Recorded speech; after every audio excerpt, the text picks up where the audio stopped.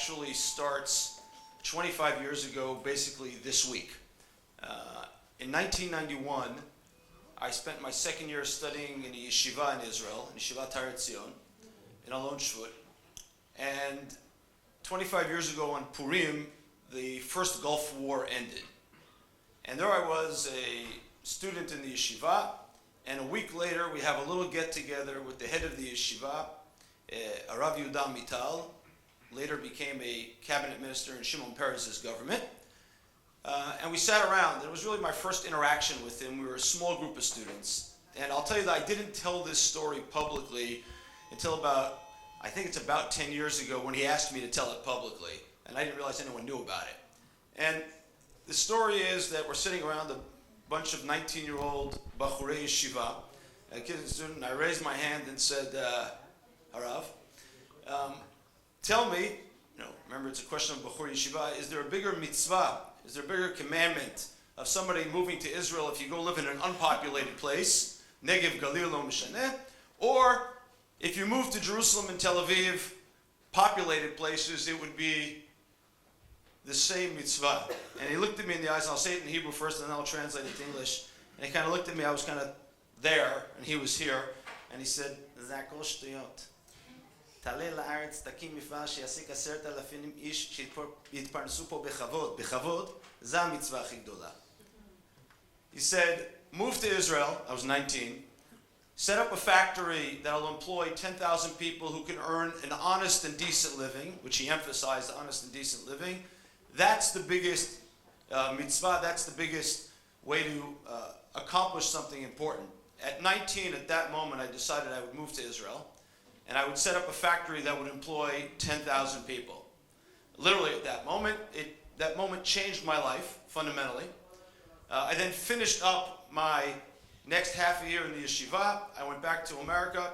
I spent 2 years finishing college as fast as I could and figuring out what was it I was going to do to set up a factory in Israel that would employ 10,000 people to earn a decent living.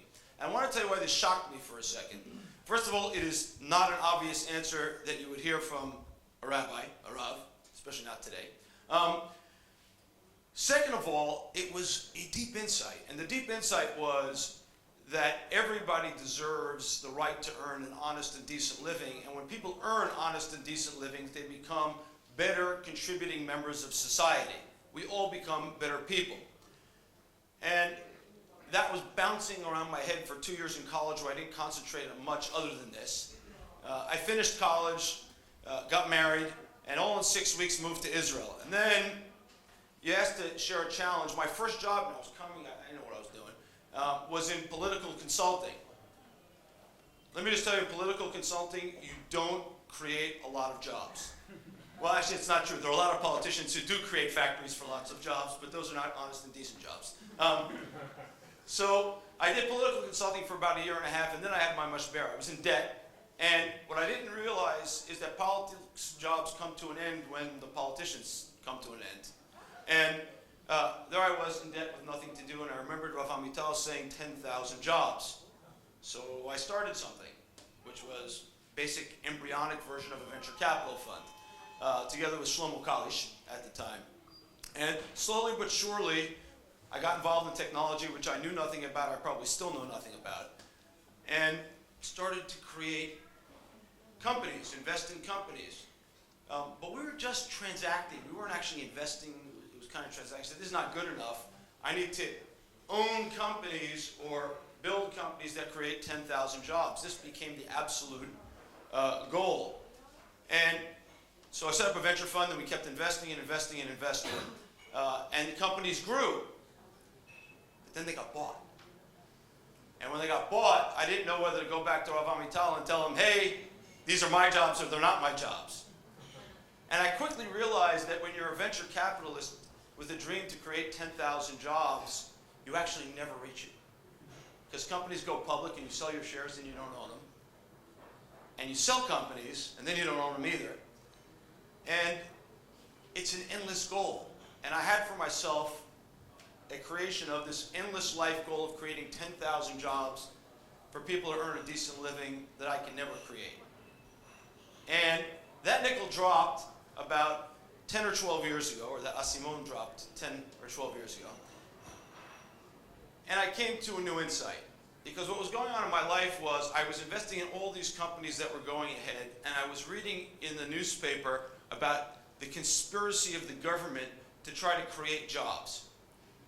And I watched that all these jobs that the government was investing in were in the wrong areas. And I looked at the internet and I said, this tiny country with incredible brain power, incredible joie de vivre, incredible willingness to succeed, was for the first time in 2,500 years actually on the trade routes again in the same way it was 2,500 years ago between Africa and Europe. You could build things out of here that could influence the entire world.